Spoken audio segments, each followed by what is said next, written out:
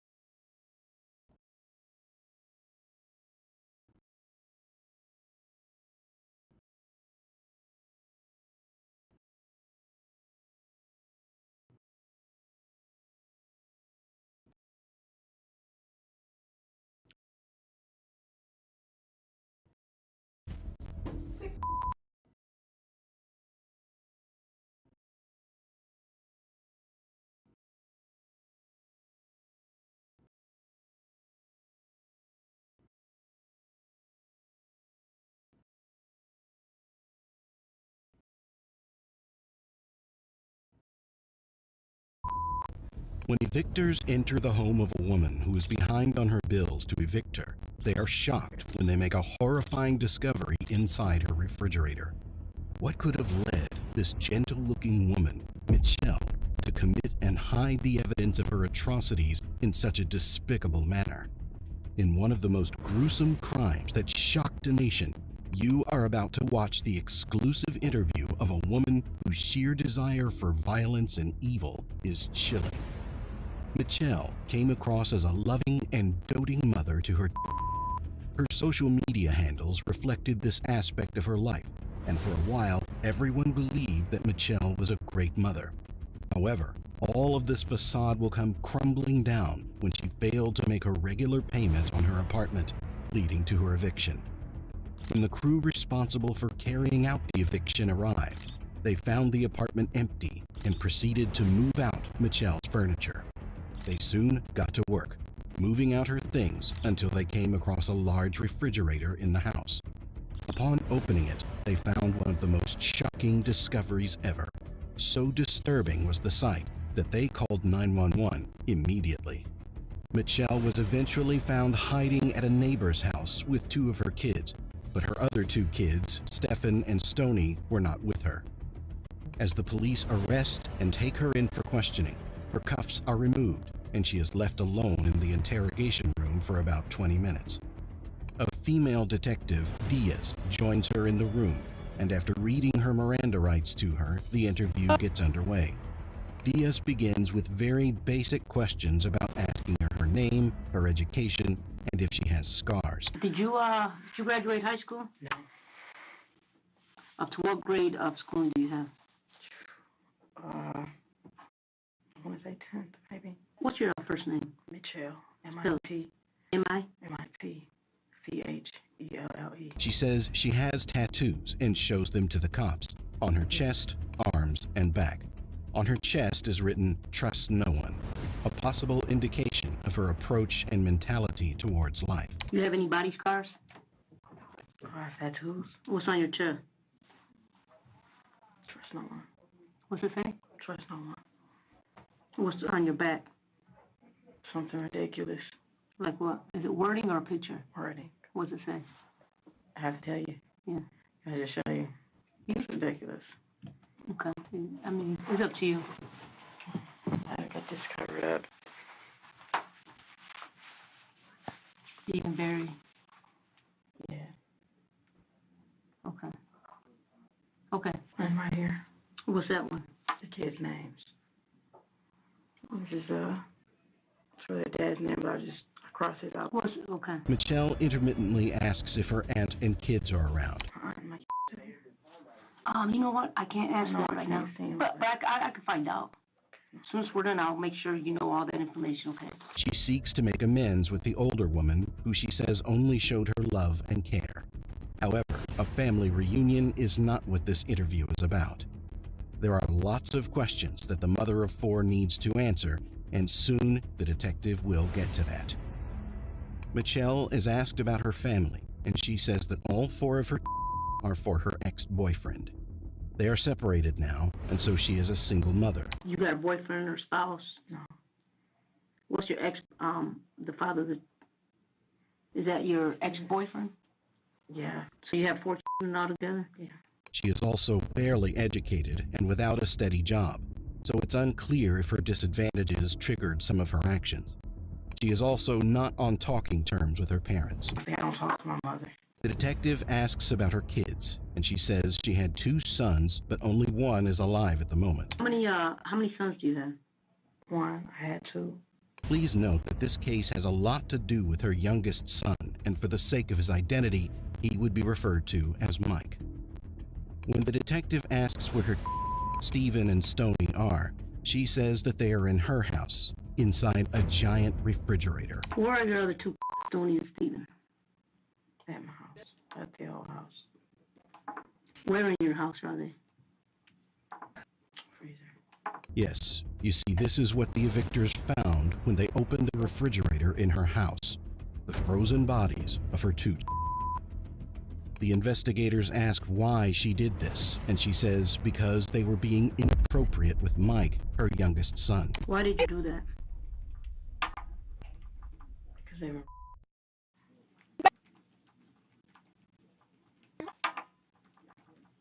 Along with the other things. When you say they, who are you referring to? As the detective prods further, she says Mike had told her that Stephen was doing inappropriate things to him. I came home one day. It was basically saying, "Come look what he's doing." He wasn't doing it by the time I went in the living room, but she said, "Show Mom what you was doing." So he had 2 little wrestle men. At this, she stormed into his room to demand an explanation. However, Stephen denied it and said nothing of that sort happened. Just went straight upstairs with him, well, all 3 of us. And I'm asking, and he said, no, he's lying. But Mike was insistent and said that all the evil happened. When she threatened to really hurt him, Stephen admitted to this. At this point, Michelle says she lost her cool and began to punch him over and again. What did you do when you went back upstairs? I punched him. I just started punching him. I just kept punching him. She also filled out the water bath and dipped his feet in it, burning him severely. Like a bathtub, right? Hot water. Mm-hmm. And I did like this. I stood him in there. In the hot water? Yeah, with his feet. Got really messed up. It is impossible to say if Michelle is telling the truth or not. Her victim is no more, and so there is no one to corroborate her story. It is possible she is delusional and using this story to convince herself that what she did was an act of justice.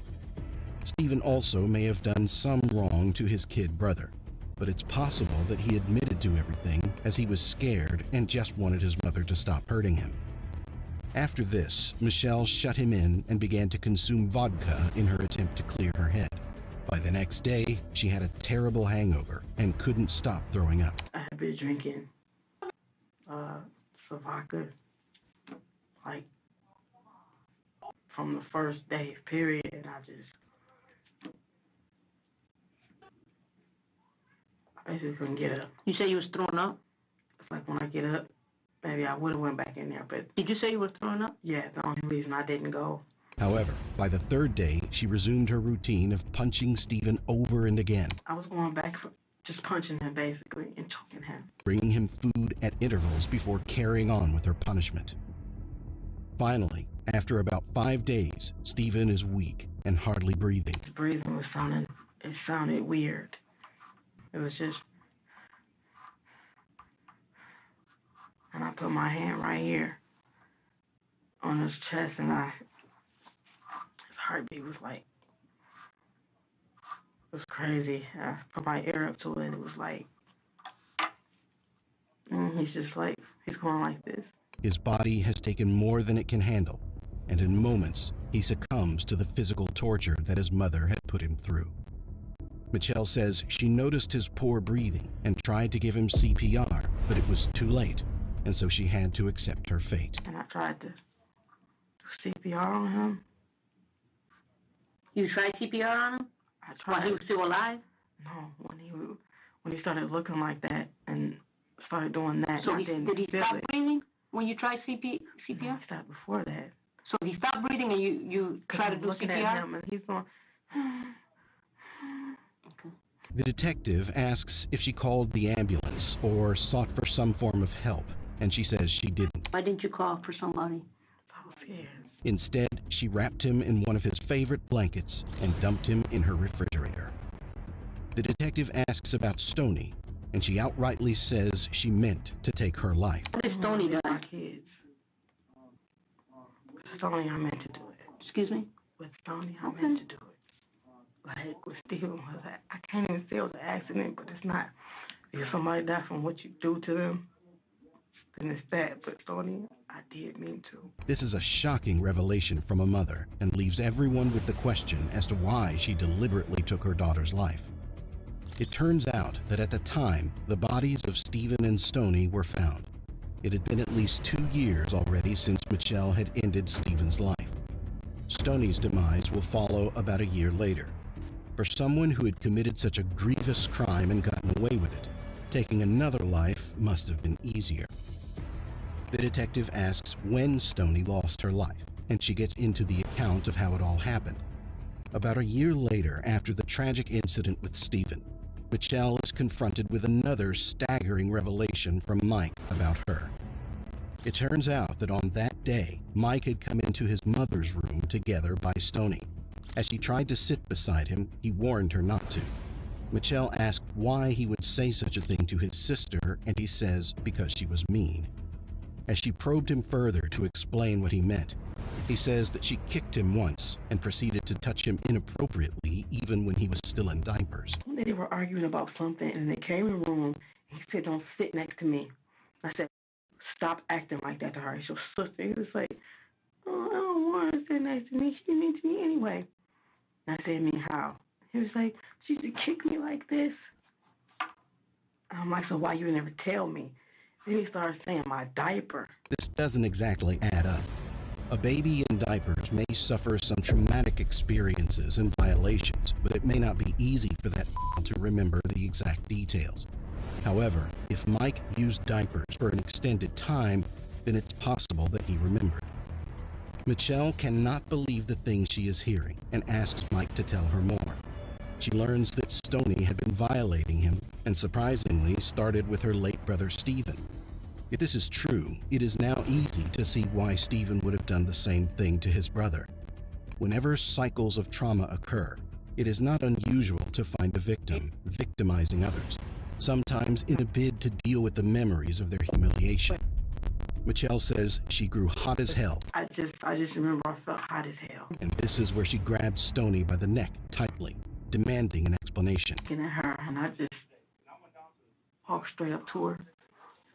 He said, nasty stuff. I walked straight up to her, and I did like this, put up against the wall. Stoney denies this, and so she begins to punch her. She also hits her a number of times on the head with a wooden piece of furniture from one of the bed frames. I hit Stoney in the head. With what? Like a little stick. What was that? Like a stick. After this, she sent her to her room and kept her indoors, just like she did with Steven. She eventually began to reduce Stoney's food ration from 3 to 2 square meals until she got it down to a meal a day, oatmeal and water, basically. She was up in her room for like 2 days. I wouldn't talk to her. After the first day I found out, I did what I did by going there and give her food. And I get pissed at myself when I gave her food because y'all was stealing food from him every day. That's why he goes to sleep hungry and wake up hungry. So okay, so you give her food. I started giving her so much. After days of this horrendous treatment, she says she kept asking Stoney to apologize to Mike, but she refused. Michelle says her daughter called Mike a retard, and so did not think it was okay to apologize to him. When you said, "Are you ready to apologize to?" What did she say? She doesn't want to apologize to him. Days later, she goes up to Stoney's room, who is sleeping at the time. The girl wakes up and jumps in fright at seeing her mother. Michelle again asks her to apologize to Mike, and she says she is sorry for treating someone in that manner. Her mother is livid, as it appears that she is not repentant and only says that without mentioning his name to get away from the hostile treatment. At this point, she snaps, grabs one of Stoney's clothes, and throws it around her face and neck.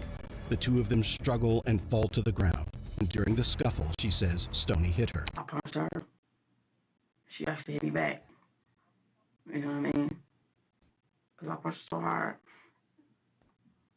Well, she reached up and she hit me back, so I slammed her on the ground. In a twisted way, she said she was proud of her daughter for fighting back. I don't even think understand, but I was actually kind of proud of her for actually hitting back. However, this may have given her the opportunity she was seeking to end her life. In a sad and painful way, she used the clothing around her to put an end to her life. Her shirt, it's a black shirt. I just picked it up and I put it on her neck. She really fighting back, you know what I'm saying? When you say put it around her neck, what do you mean? You tied it or you held it, you choked her? I put it on her neck, and first I was in front of her, but as we tussling, and we both fell, I'm heavier, you know, and I'm holding it, but that's still not what did it. And yes, I did. Afterward, she put her in the freezer. Freeze on top of it. I didn't rob her in anything. Days later, she shows her two surviving kids the remains of the two people who were once their siblings. Did you show them? Did you show them the body? Yeah. From her confession, she believes Stone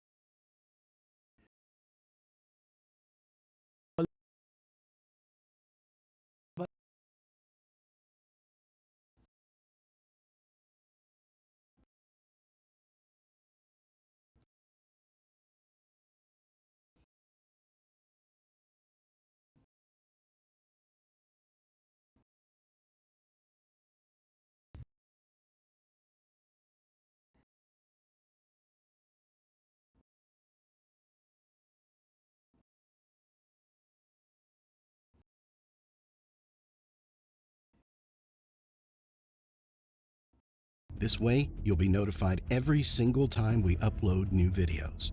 Thank you for watching.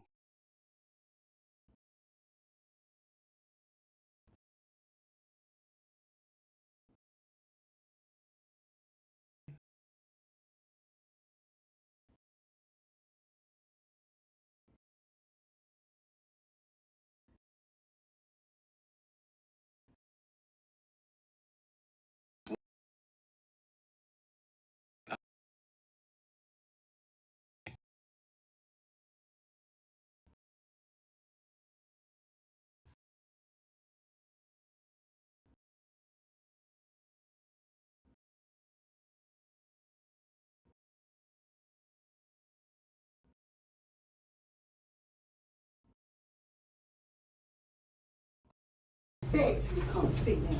For real? You! Everybody wanna know? Yes, I did! He's a drunk! When evictors enter the home of a woman who is behind on her bills to evict her, they are shocked when they make a horrifying discovery inside her refrigerator. What could have led this gentle-looking woman, Michelle, to commit and hide the evidence of her atrocities in such a despicable manner?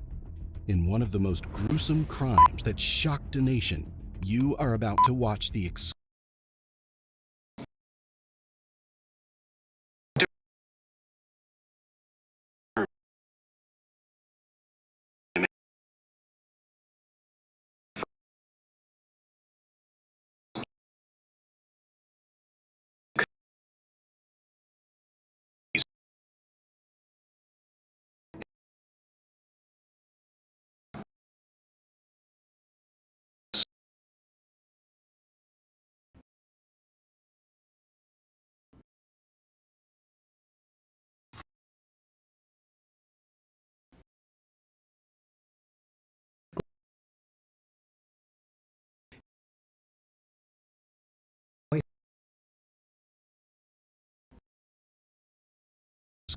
interview of a woman whose sheer desire for violence and evil is chilling.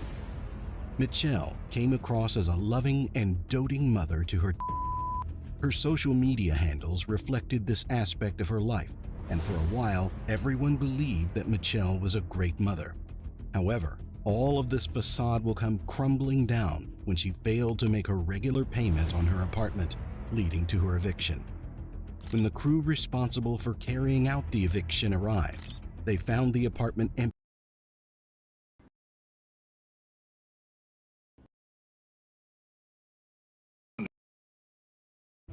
and proceeded to move out Michelle's furniture. They soon got to work, moving out her things until they came across a large refrigerator in the house. Upon opening it, they found one of the most shocking discoveries ever. So disturbing was the sight that they called 911 immediately. Michelle was eventually found hiding at a neighbor's house with 2 of her kids, but her other 2 kids, Stefan and Stony, were not with her. As the police arrest and take her in for questioning, her cuffs are removed and she is left alone in the interrogation room for about 20 minutes. A female detective, Diaz, joins her in the room, and after reading her Miranda rights,